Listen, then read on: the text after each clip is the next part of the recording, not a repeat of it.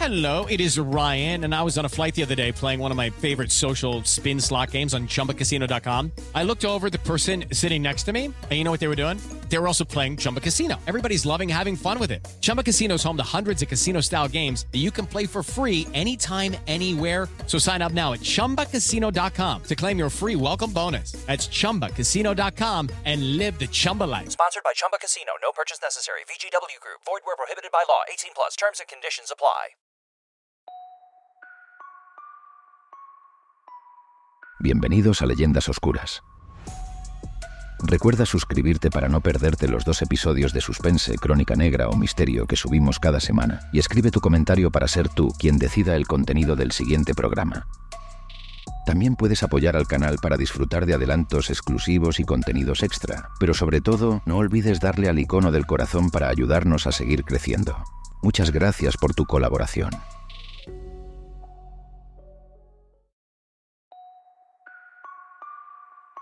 El asesinato de Laia Alsina, inspirado en hechos reales. Capítulo 1.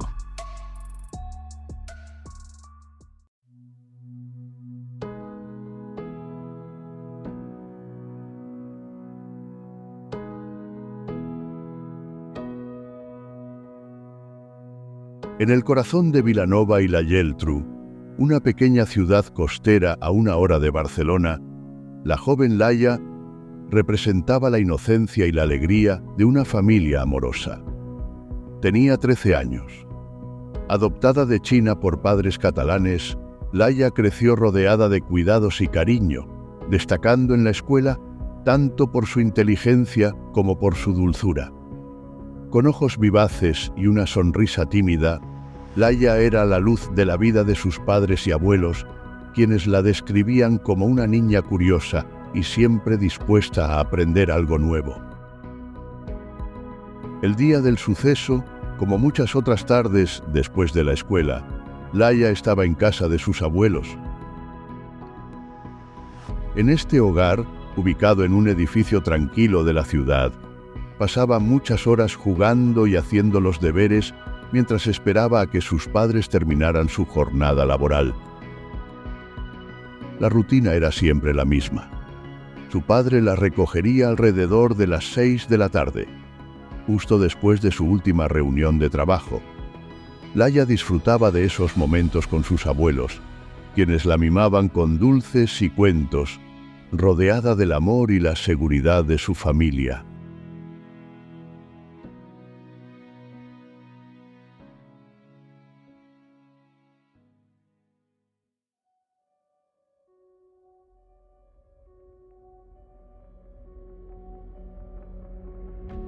La tarde transcurría como cualquier otra en la casa de los abuelos de Laia Alsina. La niña, de 13 años, había pasado la tarde con su abuela después de la escuela, en un ambiente cálido y familiar. Como era habitual, su padre llegó a recogerla. Desde el portal, presionó el telefonillo del segundo piso. La abuela contestó desde arriba y, tras intercambiar un saludo breve con el padre, le dijo a su nieta que bajara, que tenía el coche mal aparcado. Con una sonrisa, Laia se despidió de su abuela y salió de la casa. Recordando los consejos de su madre, optó por usar las escaleras en lugar del ascensor, una precaución pequeña pero habitual para la joven. Mientras tanto, abajo, su padre esperaba pacientemente su llegada. Sin embargo, tras varios minutos, la pequeña no aparecía. En un principio no se preocupó, ya que no era la primera vez que la Yaya, como le llamaba la pequeña, se entretenía más de lo normal ultimando algunos preparativos. Ni tampoco sería la primera en que su hija dedicara demasiado tiempo a buscar sus zapatos antes de salir. Por ello, abandonó de nuevo el coche momentáneamente y volvió a llamar al telefonillo, con intención de meter algo de prisa a la abuela. Al contestar, su respuesta tenía cierto tono de extrañeza. Por lo visto, Laia había bajado al portal hacía ya un buen rato. El padre sintió un muy mal presentimiento y recorría con la mente un sinfín de explicaciones ante lo sucedido. ¿Acaso se había escondido en alguna de las zonas comunes? ¿Quizás el ascensor se había averiado mientras bajaba por él?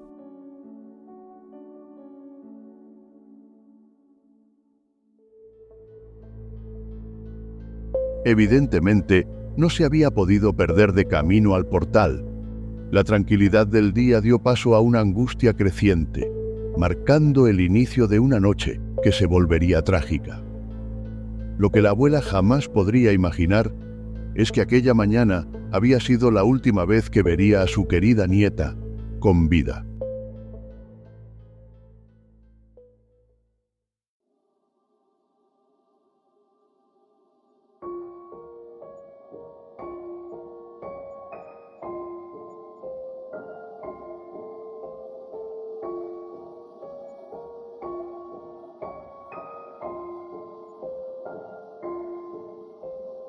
El padre solía aparcar el coche exactamente delante del portal, pero precisamente ese día estaba en obras.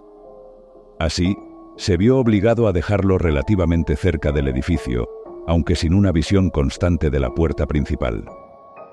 Fue por ello que en un principio consideró que su hija habría podido marcharse durante el pequeño lapso de tiempo en el que intentaba aparcar el coche en condiciones. Algo que ayudó a acelerar el desarrollo del caso fue la costumbre que tenía la abuela de quedarse mirando a través de la ventana, esperando a ver a sus nietos abandonar el portal cada vez que venían a recogerles. Sin embargo, aquel día no vio nada. Estaba convencida de que Laia no había salido del edificio. A raíz de aquello, el padre llamó a los mozos de escuadra preocupado, indicando que Laia no aparecía y describiendo la situación. Tras ello, a eso de las 19:15 llamó a la madre de su hija, quien corrió a poner una denuncia de desaparición también ante la policía local.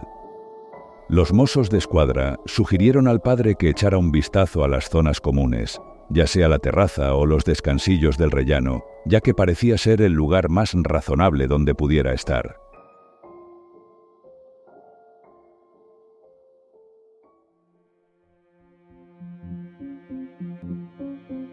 Sin embargo, la respuesta del padre fue desesperanzadora. Acababan de revisar todos aquellos sitios y no la encontraron en ninguno.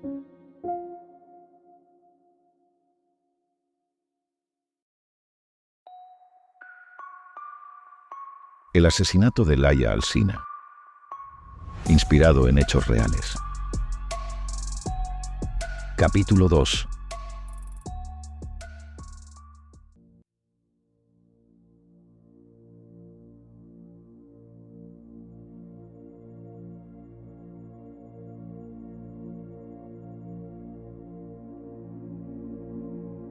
Durante la llamada del padre con los mozos, y tras indicarles que ya había revisado todas las zonas comunes del edificio sin éxito, estos le dan un consejo que enturbia cada vez más el escenario en el que podría encontrar a su hija sana y salva.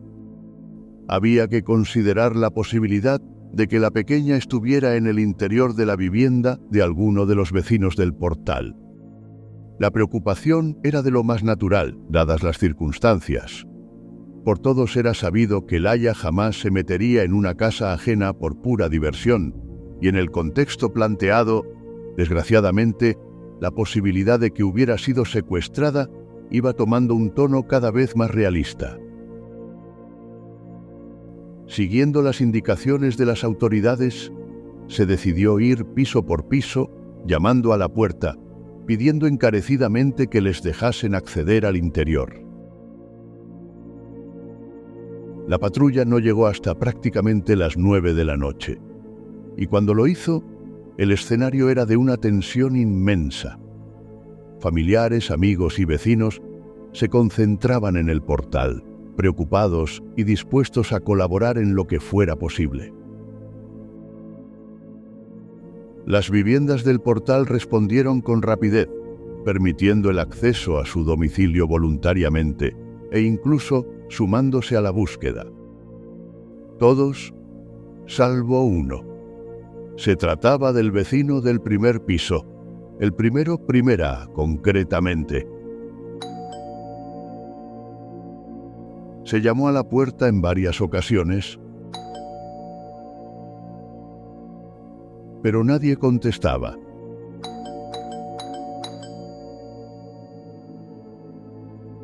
Varios de los presentes aseguraban haberle visto entrar, insistiendo en que debía estar ahí dentro. Tras varios minutos de creciente impaciencia, finalmente la puerta se abrió. Se llamaba Juan Francisco, de 43 años. Estaba descalzo con el pelo mojado y únicamente cubierto por una toalla. Quedaba claro que acababa de salir de la ducha.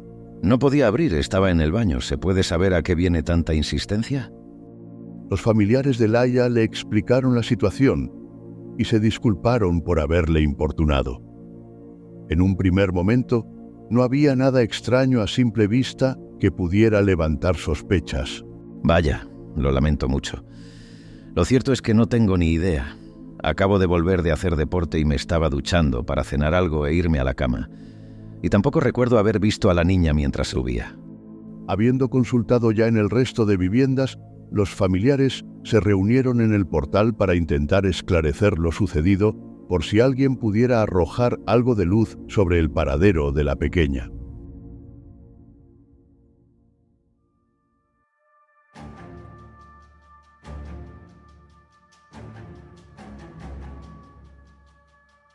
Fue entonces cuando, pasado el rato y tras intercambiar algunas opiniones, los tíos de Laia comienzan a sospechar acerca de aquel vecino que recientemente les había abierto la puerta.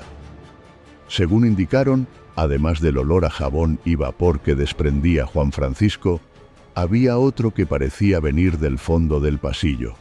Un producto de limpieza, quizás algún tipo de desinfectante, pero con una intensidad que resultaba inusual. Con la mosca detrás de la oreja, volvieron a subir las escaleras para hablar con aquel vecino. Cuando éste les entreabrió la puerta, insistiendo en que no sabía nada que pudiera resultarles de ayuda, los tíos de Laia reconocieron el aroma al unísono. Se trataba de lejía, sin ninguna duda. Acababan de fregar el suelo usándola en abundancia, lo que explicaría la intensidad del olor y quizás el por qué había tardado tanto en abrir al principio. José Francisco continuó negándoles tener nada que ver con la situación, pero no sirvió de nada cuando alcanzaron a ver, en un rincón, el cubo de la fregona. Lo que les llamó la atención fue que, en su interior, el agua sucia que contenía presentaba un tono rosáceo, rojizo podría decirse. No hizo falta más para que los tíos desoyeran sus palabras y se abalanzasen sobre él, logrando abrir la puerta y hacerle frente físicamente. El vecino se tiró al suelo con desconsuelo, echándose a llorar y lamentándose mientras repetía que no sabía nada. Cuando los tíos alzaron la vista ya en el interior de la casa, una patrulla tuvo que personarse inmediatamente para mantener la situación a raya. Tendida en el suelo, inerte, yacía su sobrina Laia, asesinada por aquel desalmado.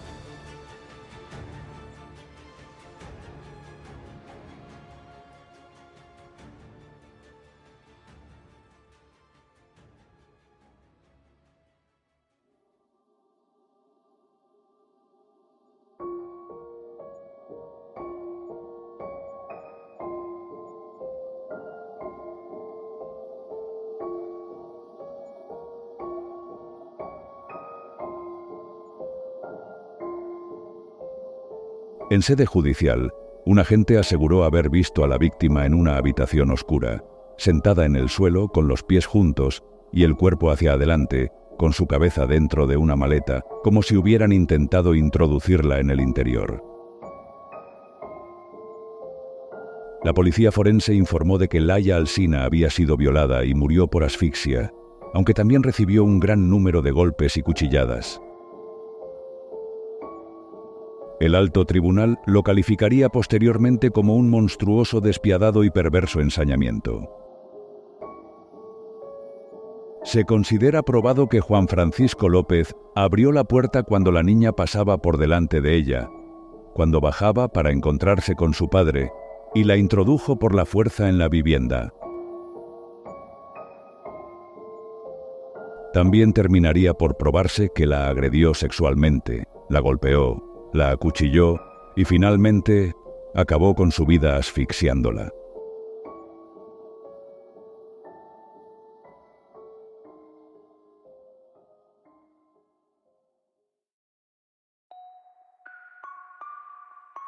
El asesinato de Laia Alsina, inspirado en hechos reales. Capítulo 3.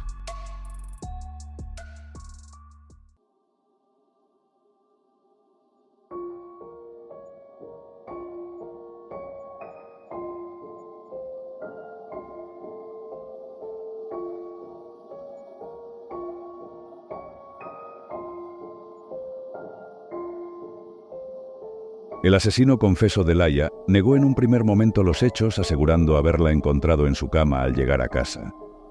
Además, afirmó que no encontrarían pruebas que le fueran a incriminar. Según se sabría más adelante, José Francisco habría pasado la tarde buscando material de pornografía infantil en su ordenador mientras se esnifaba cocaína, para luego bajar al local de enfrente, momentos antes del asesinato. El interior de la vivienda presentaba, según algunos testimonios, manchas de sangre por todas partes. Tuvieron que llevarse al asesino a comisaría completamente escoltado, ya que la masa de vecinos y familiares que aguardaban a la salida parecía tener la firme intención de lincharle. Sin embargo, tras comenzar las investigaciones, decidió presentarse en el juicio con una versión de los hechos muy diferente, que procedemos a relatar a continuación.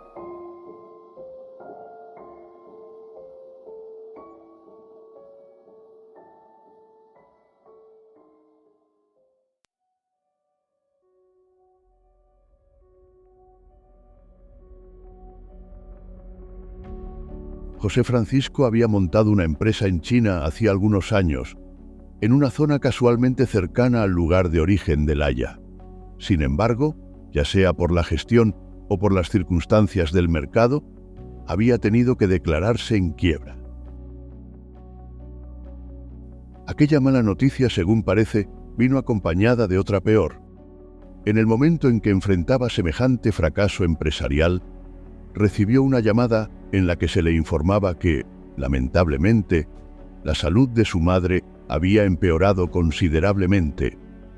Padecía una enfermedad terminal, por lo que decidió regresar a Barcelona para asentarse una temporada en la casa de sus padres.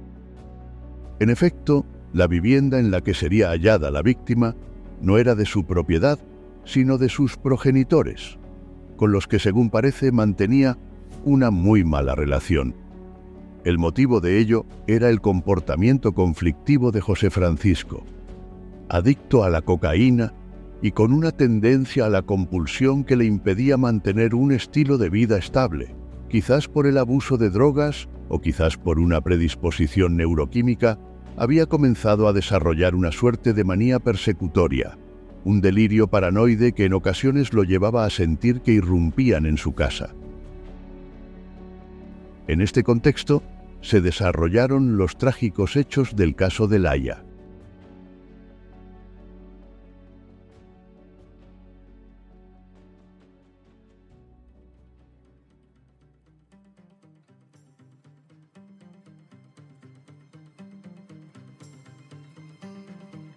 José estaba tranquilamente en un local frente al piso de sus padres, donde a menudo se dejaba caer para emborracharse.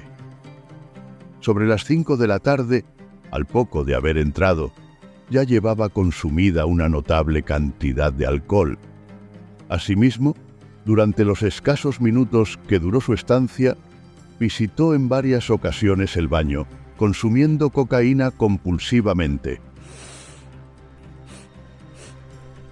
Ya eran las 5:30 de la tarde cuando, entre sudores y con un frenético zarandeo a su sistema nervioso, decidió volver a casa para recuperarse. Sin embargo, un ruido le hizo sospechar que había entrado alguien antes que él.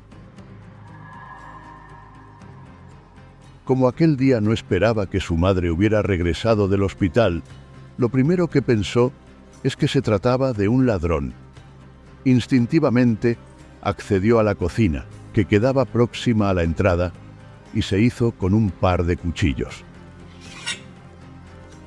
Nervioso y tiritando, imbuido en una paranoia total, se dirigió a la habitación de donde creía que venían los ruidos que había oído. Aquel cuarto daba a un patio interior, pero a pesar de la luz del final de la tarde, la persiana de la ventana estaba caída y rota, por lo que no podía verse nada. Al abrir la puerta de un golpe, percibió inmediatamente una sombra en su interior. Sintiéndose en peligro inminente y, por desgracia, haciendo uso de los cuchillos que había cogido en defensa propia.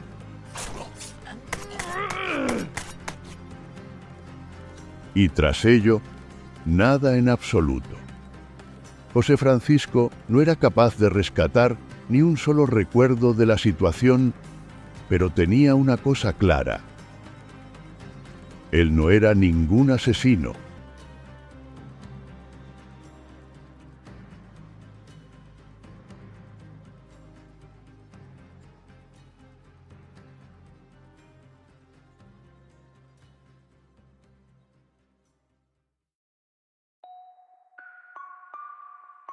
El asesinato de Laia Alsina, inspirado en hechos reales.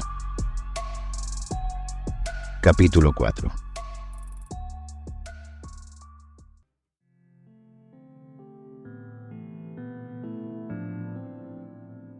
El juicio dio comienzo el día 12 de abril de 2021. La defensa, con la opinión pública y el jurado en contra, buscaba la rebaja de la condena a la categoría de homicidio, alegando el enajenamiento mental del acusado.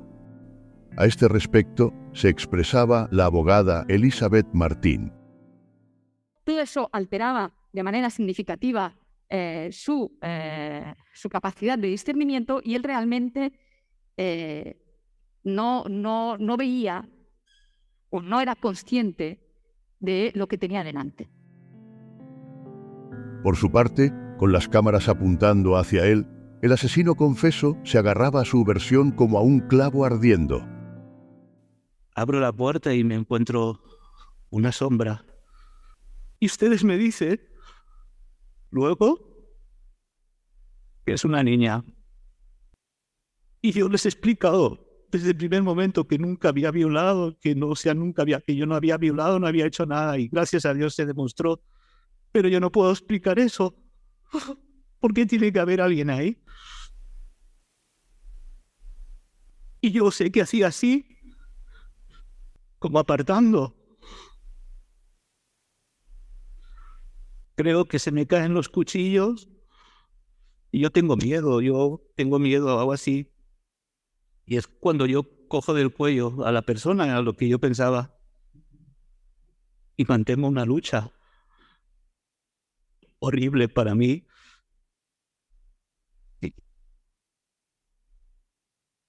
¿Cómo puedo explicarlo? No puedo. Sé que no había luz mucha, la persiana estaba rota, yo lo veía todo como sombras. Y creo que empiezo a coger cosas que habían caído, los cuchillos, todo lo que había para allá, y no tenía fuerzas, estaba agotado, no tenía fuerzas, yo juraría que daba con todas mis fuerzas, yo me defendía, yo daba con todo lo que tenía. Y no puedo decir nada más. En ese momento usted dice que fue atacado y que usted se defendía. ¿Qué estatura? ¿No notaba usted ninguna diferencia de estatura, de envergadura física? Mire, si lo hubiera notado, hubiera parado. Sin embargo, la Fiscalía se mantenía firme con respecto al testimonio ofrecido por Juan Francisco. Y nosotros acusamos de que, como han oído ustedes, aprovechando que la niña bajaba por las escaleras sola, sin la compañía de ninguna persona mayor, este hombre, el acusado, aprovechó esa ocasión para introducirla por la fuerza, entendemos que fue, en su domicilio. Y entendemos que fue así por las circunstancias especiales de la niña, por sus circunstancias psicológicas, por su forma de ser y de actuar. Y una vez introducida por la fuerza en su domicilio, y en concreto en su habitación, en su cuarto, en el que no entraba nadie más, solamente él, con la puerta cerrada, la agredió sexualmente y después la mató de una forma absolutamente brutal, como les he dicho antes, salvaje, y la niña resultó muerta. La muerte, la forma en la que le dio muerte, a la que me estoy refiriendo continuamente como una forma salvaje, brutal, cruel, impidió a esta niña defenderse de cualquier manera y le procuró un sufrimiento añadido, un sufrimiento brutal, absolutamente innecesario para matar a una persona. El asunto no pintaba bien para José, quien caía en ciertas contradicciones mientras declaraba. Es verdad que sale usted con una toalla y que...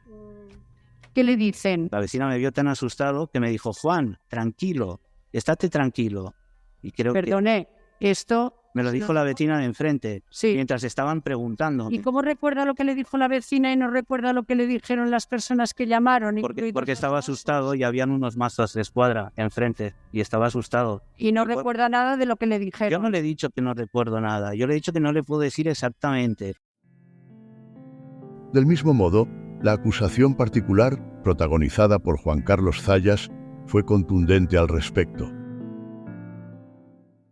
Les digo, cuando yo vi esto, hubo algo que no me acababa de cuadrar, se lo tengo que decir.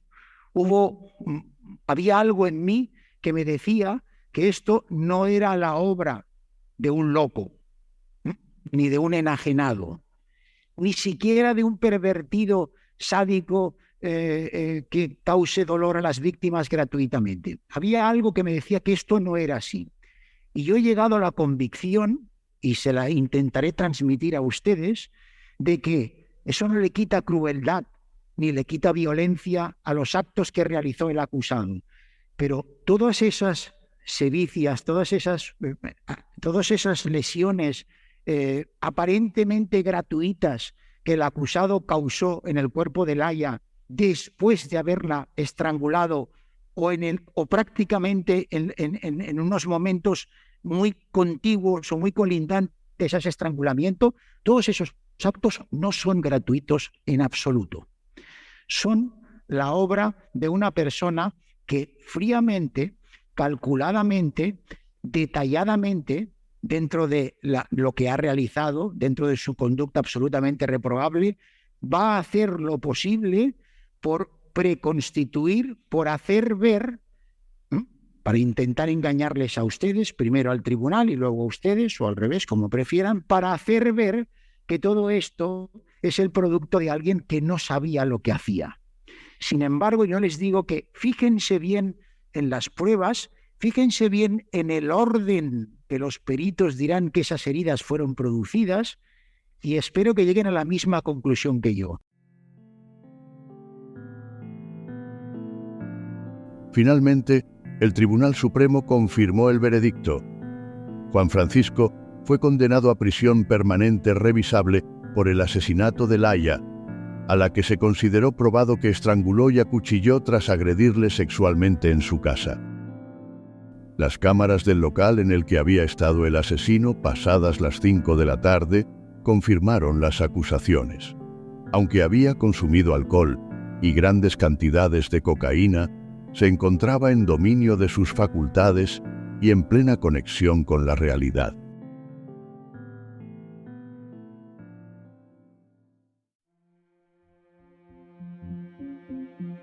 El recurso del condenado contra la sentencia fue desestimado por la Sala de lo Penal del Alto Tribunal. Confirmó a su vez la indemnización de 445.000 euros impuesta por la Audiencia de Barcelona para los familiares de la inocente víctima de este macabro crimen.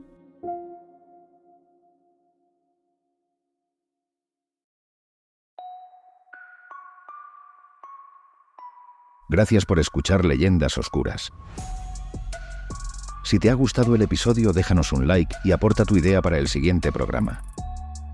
En caso contrario, agradecemos que comentes en qué podemos mejorar.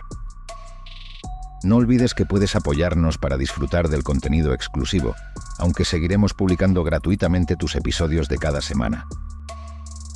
Un saludo y hasta pronto. It can get lonely climbing Mount McKinley, so to entertain myself, I go to ChumbaCasino.com. At Chumba Casino, I can play hundreds of online casino-style games for free, like online slots, bingo, Slingo, and more. Plus, I get a daily login bonus. It's just too bad that up here, I don't have anyone to share my excitement with. Woohoo! Live the Chumba life, anytime, anywhere. Play for free now at ChumbaCasino.com. VGW Group. No purchase necessary. Void where prohibited by law. See terms and conditions. 18+.